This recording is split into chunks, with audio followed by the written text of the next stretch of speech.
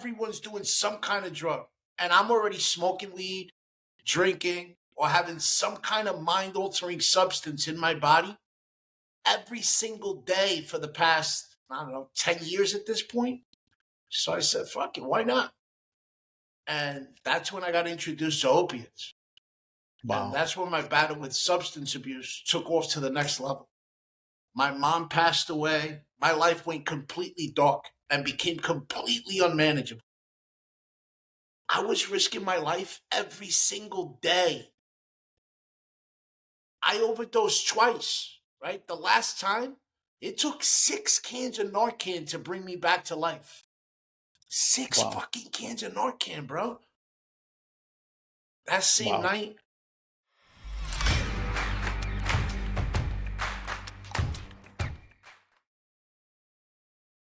And we are back. Money Mindset Mentoring Podcast. We're super excited today from New York. We've got Joe Rivera. Joe is a coach. He is a speaker. He's a goal crusher and really a guy, as his website says, paradigm shifter. Now, I really want to dive into paradigm shifter because I have not seen that title before.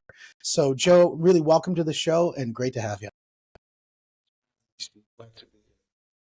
You know, when we first talked, it was awesome to see, a lot of the lines of people that it really makes the world feel so small, where you can say that, we're just getting to know each other and we could probably find a bunch of people that we've instantly have relationships with our the 2 degrees of Kevin Bacon, so to speak. And it's amazing to see how small the world really is. yeah, it definitely is a small world. That's why connecting with people is so important, man, because you never know who you're going to see again. Absolutely. Absolutely.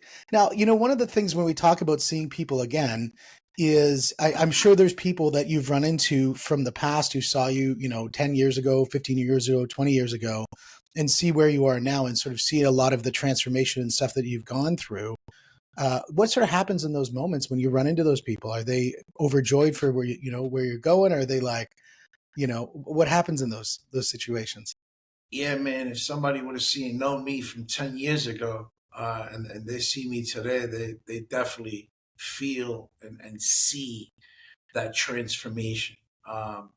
Just by looking at me, you know what I mean? It is a complete difference. Where my headspace is, conversing with me, I mean, just all of it, the growth that has happened over that 10 years, with that transformation, it's been amazing.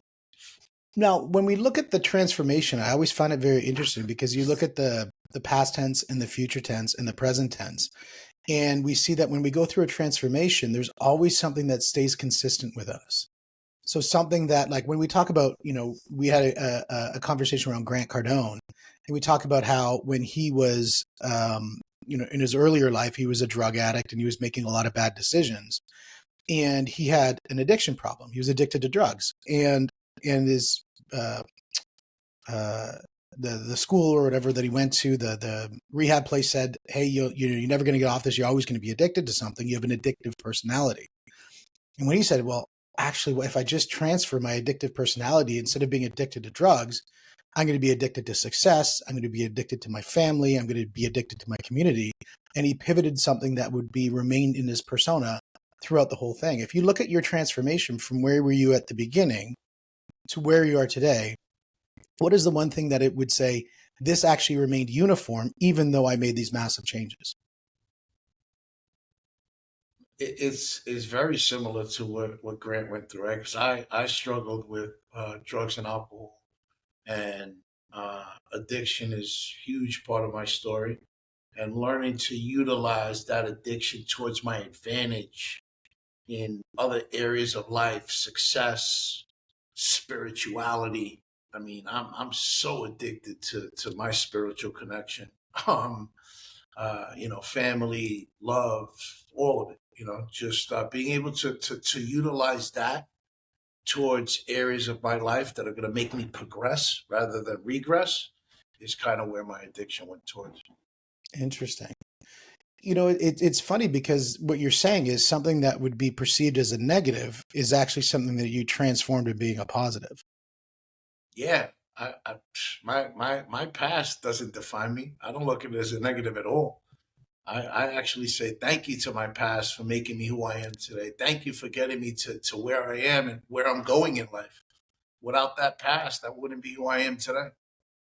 Yeah, I had another fellow on who talked a little bit about the hero story and the idea that, you know, a lot of people who are massively successful come from a situation of, really bad, either, as you say, drugs or anything that, financial pressures or whatever it was. And then they push through and they can, because it's so bad, they have to push through to get out of it or they're going to succumb to it. And when you look at that, what was that moment, that inception point that you went, I got to make a change? Man, overdosing twice, almost losing my life. Um, Being sick and tired of being sick and tired, bro. I was tired of writing that obituary and just wanted to begin creating a legacy again, man. And so you hit that rock bottom, and then you looked around, because I always find it interesting. This is something that is probably the most important thing to me for anybody looking at making a change, because change is not something that comes easy, Mm. right? Change is something where, it's very difficult, it's very challenging. And the idea of saying, you're writing your obituaries, but it probably wasn't the first time that you did that, or even the second time that you did that, but at the third or the fourth time or whatever, and you're saying, boom, this is what brought me across the goal line. Yeah, because it was hitting that bottom, right? Because dude, I went from Park Avenue to Park Bench. I lost everything. I even almost lost my life. Mm, I had my dream job in the financial industry as a stockbroker. In the early 2000s, I'm 25 years old, making seven figures a year. I should feel like I'm on top of the world at this point. But seven figures a year, that wasn't good enough. Because I lived in a world with a belief system of never enough. I wanted more. I wanted eight figures or nine figures. And at this point in my life, being spiritually bankrupt, money's the only high power that I know. I'm willing to do whatever it takes to make more money. I'm putting in late nights at the office one evening, and this dude, we call him Johnny Connect. We call him that because he had the connections to get his hands on anything you could imagine. And keep in mind, we're in New York on Wall Street. This dude swears that he's part of the mafia. So he comes up to me and he says, "Hey, Joe, you think you're a top producer now? Take this little round pill and forget about it. You're going to produce even more." And Wall Street's already known as Drug Street. Everyone's doing some kind of drug. And I'm already smoking weed, drinking, or having some kind of mind altering substance in my body every single day for the past, I don't know, 10 years at this point. So I said, fuck it, why not? And that's when I got introduced to opiates. And wow. that's when my battle with substance abuse took off to the next level. My mom passed away. My life went completely dark and became completely unmanageable. I was risking my life every single day. I overdosed twice, right? The last time, it took 6 cans of Narcan to bring me back to life. Six Wow. fucking cans of Narcan, bro. That same Wow. night, I'm laying in the hospital bed. I wake up. I pull the EKG electrodes off my body, leave the hospital against medical advice. And then when I get outside, it's the middle of winter. I'm in a hospital gown, shivering, looking like a crackhead, like Pookie from New Jack City, because of all the opiates that were being taken out of my system. And the first thing I do, I call the dealer again to go get high. A week or two later, my sister invited me for a self help event. And at that event, I don't remember exactly what it was, but something clicked. And I looked at my sister, she looked at me, and she knew exactly what I was going to say. We both started crying. And then the words came out. The words my family was waiting to hear for over a decade. I said, I don't want to do this, sis. I'm a shell of my true self. like I said, I was tired of writing my obituary, man. I said I want to begin creating this legacy again. I want to go back to the person that I was. I knew he was in there, just couldn't be able to bring it out with drugs and alcohol in my system. And that's when I made the decision to achieve sobriety. That's amazing. And that was how long ago? This was back. My mom passed in 2016, 2017. 2017. Now, did you go back to Wall Street after that, or what did you do as your pivot? So after achieving sobriety, I was able to build another multi-million-dollar pre-IPO marketing company. And even though I was crushing it and living an incredible life, I mean, something was missing, bro. And God kept nudging at me and pulling at me and telling me that my journey is not complete and that I had a bigger purpose in life. And that's when I said, you know what? Enough is enough. I'm not going to argue with the man upstairs. He's going to win every time. And that's when I decided to build my coaching and speaking platform. And man, was he right as always? Because no drug, no alcohol will ever give me that euphoric feeling that I get when I'm able to empower someone to transform their life. That's the gift that keeps on giving for me, man. That's where I was able to find my purpose. Absolutely. Absolutely. I mean, I think the idea of looking outside of yourself with purpose and looking to that higher power, I think, a lot of people find that that is such a mechanism to rely on something greater. I think somebody said to me once, they said, asking for help is not giving up.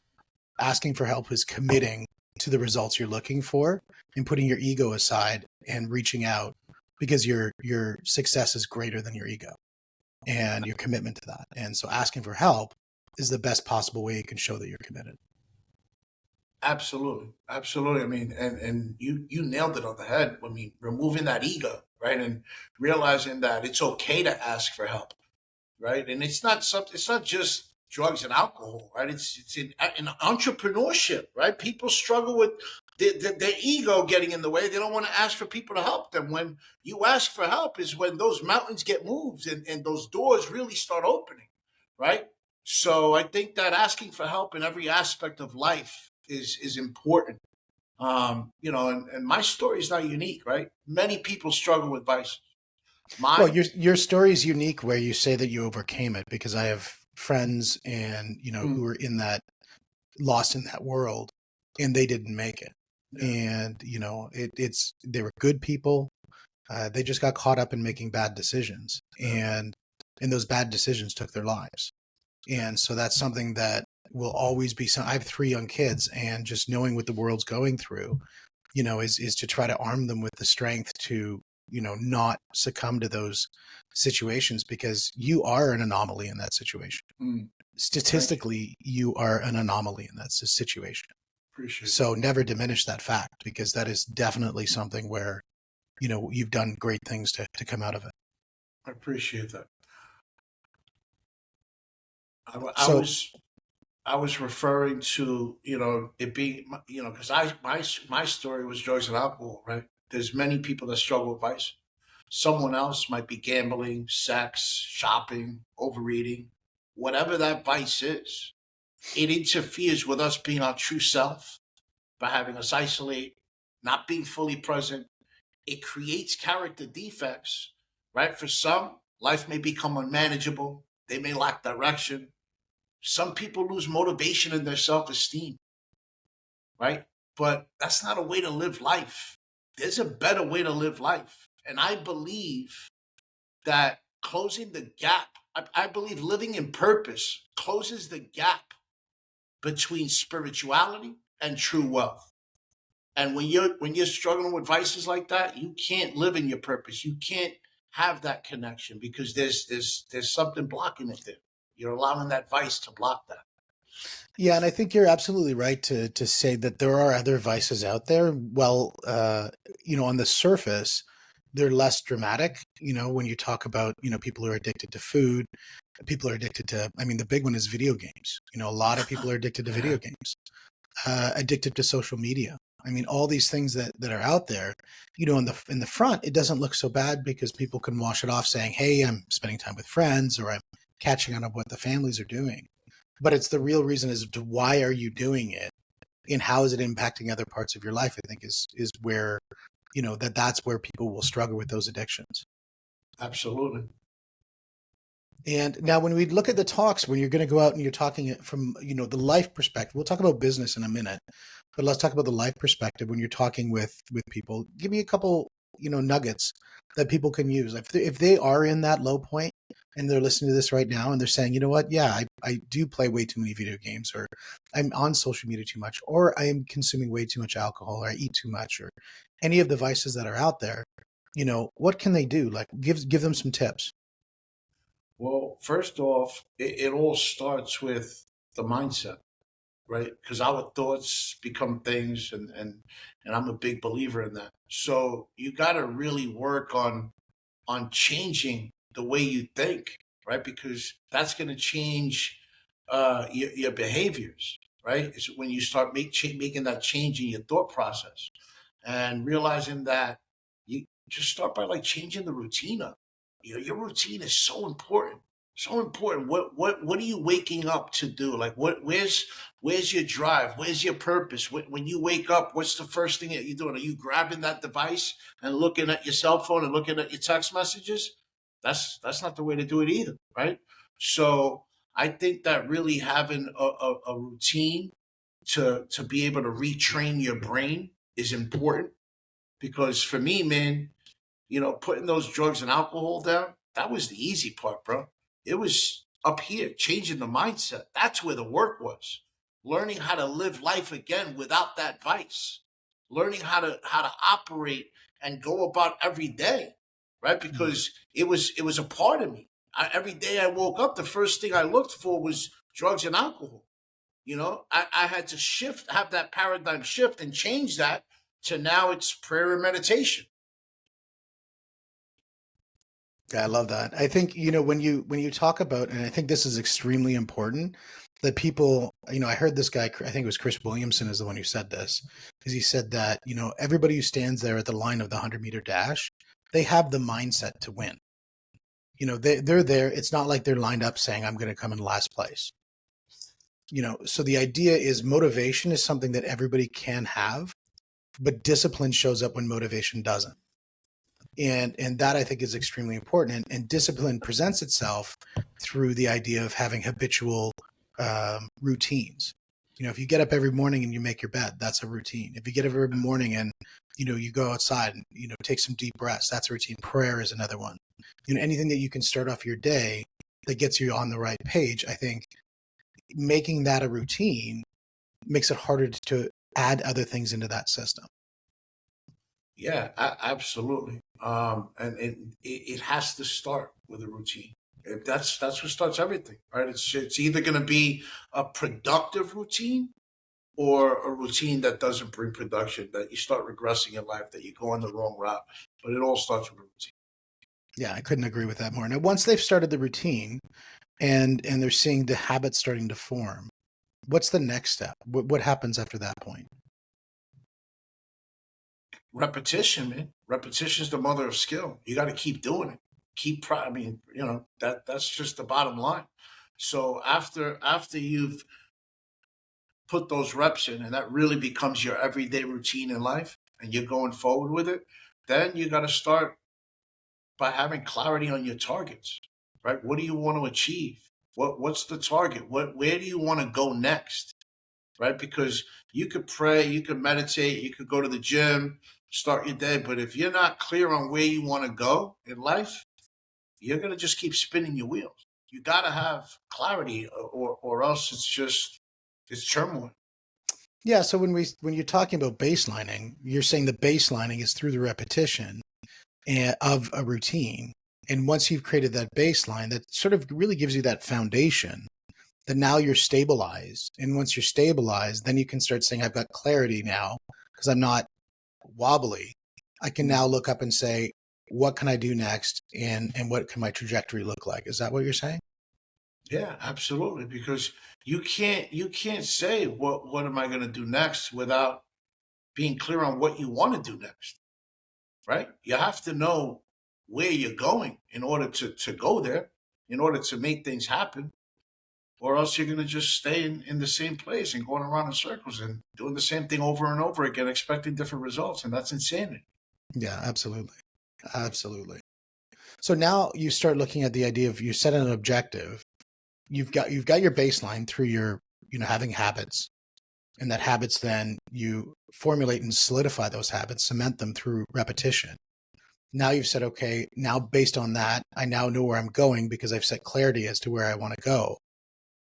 Then what do you do next after that point? What's the third thing that you do? Write down your goals. Mm, Write it down. Don't just say that I want to do this and then expect it to happen. You got to write it down. Write down your goals. Look at them every single day.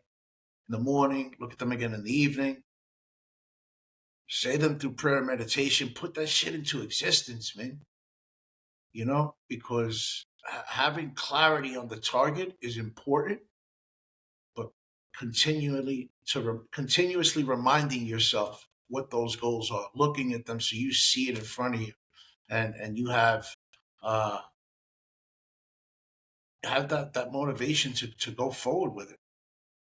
absolutely. I think the idea of putting something in writing, I think Brandon Dawson, who wrote the 9-Figure Mindset, he says, what you think is what you say is what you do, and what you do becomes your legacy. I think something along that lines. Mm.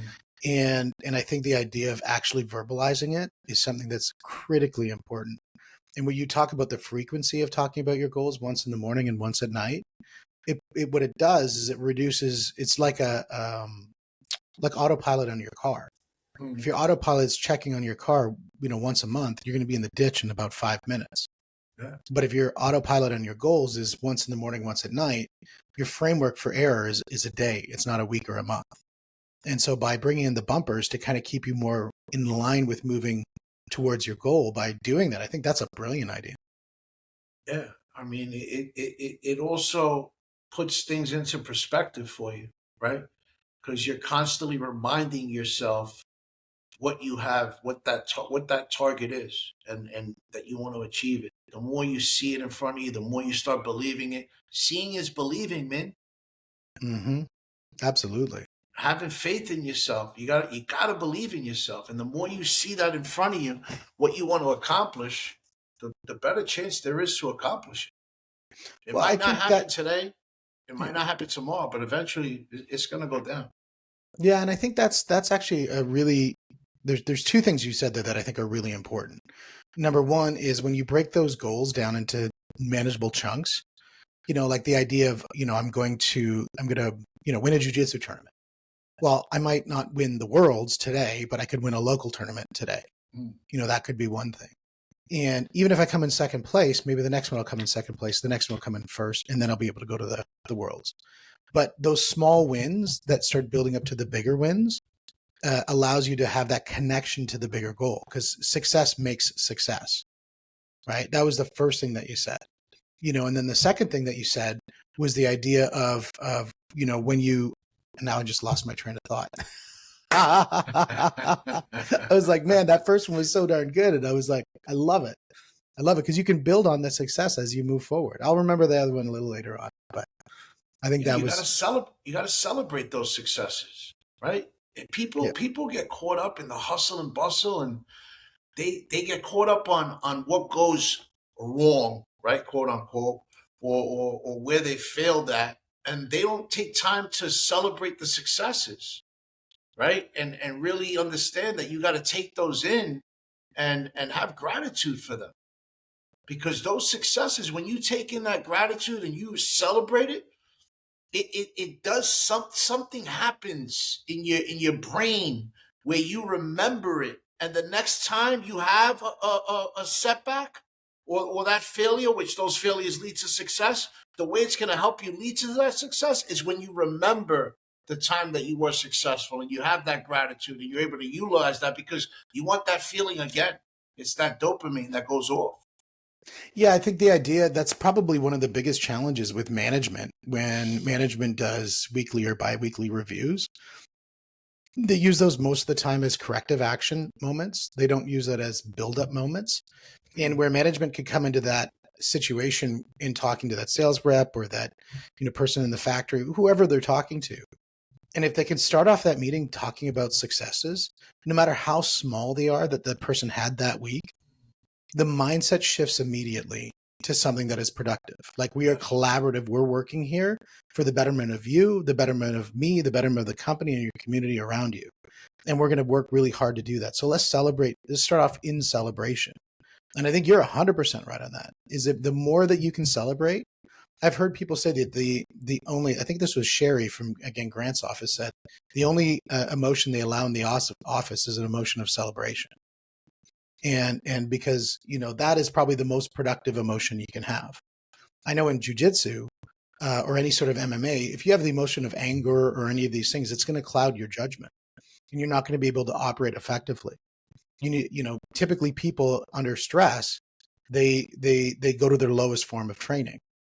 But if somebody's in celebration, they have a chance to go to their highest form of training. Absolutely. I mean, it's just celebration brings joy. It brings joy into the moment, and being able to appreciate that moment. And it's so important to do that. I love it. So the idea is, if you're in that situation that's very difficult, you're going to start off by, not relying on motivation, because motivation can be fleeting. You're going to rely on just like less repetitive sets of habits, and just create an anchor of those habits and build a routine. And then once you build that routine, that baseline is going to allow you to have the clarity to step out of the mud and really look around and start to set your targets. But your targets can only be supported by your goals. And those goals need to be reviewed on a very frequent, maybe twice a day kind of situation to ensure that you're in check.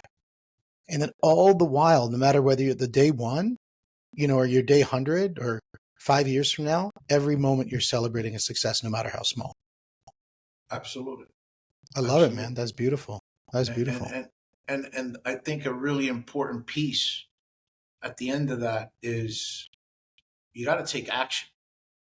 You got to take action because, I mean, you could write the goals down all you want. You could have clarity on the target all you want, but if you're not taking action, nothing's going to get done. I mean, we've seen it so many. I've seen it so many times, right? I mean, people go to an event or they read a book and they start, reading it and going, taking everything. All that motivation comes in, like you mentioned, but motivation can be short lived, right? Yeah. And then after the event, what happens? A month goes by, 2 months goes by, 3 months goes by, and then they don't remember what they learned at the event, and then they end up in the same position they were in months ago. Why? Because they didn't take action. Come on, man. Stop embarrassing yourself. That's not the way to do it. You got to take action. Yeah, absolutely agree with that. I think the idea that, speed of taking action and quantity of action that you take, massive action, if you put those together versus a heavy dose of planning, speed and quantity of action will beat it. And the reason being is it's going to give you a lens on things that planning will never see, because planning is inaction, and it's not going to allow you to so you can get into the testing phase, because the testing phase will allow you to see the things with clarity that's around you, because you're just in such massive action. You're going to see, oh, option A, B, C, those are all things that, I shouldn't be doing because I'm in action. Whereas in the planning phase, you'd never see those as challenges until you actually start. Yeah, no, action is such a crucial step in success. When you take enormous action, you eliminate, failure as an option, and eventually you're going to succeed because even if you have a setback, as long as you're taking action and you're learning from that setback, guess what? Eventually you're going to succeed. Eventually you're going to hit that goal. Yeah, I Rome think it wasn't was, built overnight. yeah, it was Bill Gates, I think. He said most people overestimate what they can do in a year and underestimate what they can do in 5. And I Yeah, think when you say that, I think you're saying the same thing, in the sense that, yeah, you know what? You're in action, and guess what? Maybe you thought it was going to be 3 months. It's going to be 6 months. Maybe you thought it was going to be 5 years. It might be 7, but you're still going to get to that goal. yeah, Right. I love it. absolutely. Because it takes time, man. Greatness takes time. It ain't going to happen overnight. you got to work for it. You got to be on that grind. And right when you're about to give up, push a little bit more, and that's when it's gonna happen. That's when the door starts opening. That's when the mountain starts getting moved, man. I love it. I love it. From people to try to reach you, my understanding is to go to your website with joerivera.com is the best way to reach you. And I know you've got a lot of things on the go. The biggest thing I think, it'd be great for people to book you at their next event. You're passionate about motivation. You're passionate about action, which I think is one of the biggest things to take hold. I think people should reach out and book with you and get you on their stage, because that would be a beautiful thing to hear your story. Your story's got to be told more. I appreciate that, man. Yeah, reach out to me. All the event planners, I'm available. Let's talk about my availability to come and speak at your event. Beautiful. Beautiful. Well, with that, guys, we'd like to thank Joe Rivera for being our guest here today on the Money, the Mindset, the Mentoring podcast, and we will see you guys on the next one.